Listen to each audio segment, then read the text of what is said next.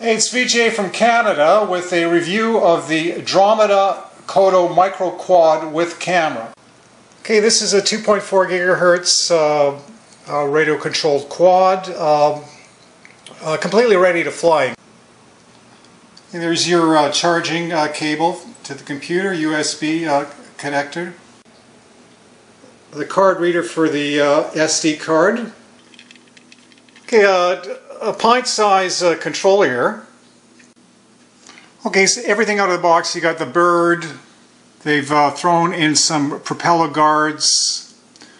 There's the USB connector, the card reader. The unit comes with a SD card, and there's 4 extra propellers. Okay, once again, the unit is powered with a LiPo battery. It's a manual connection. Okay, the camera is at the front.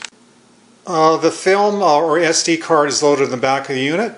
The airframe appears to be a composite material, so it looks like it's built tough for high performance fun.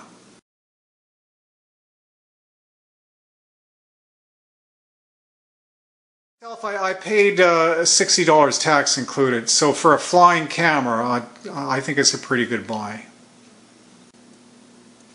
The unit is suitable for both indoor and outdoor flight.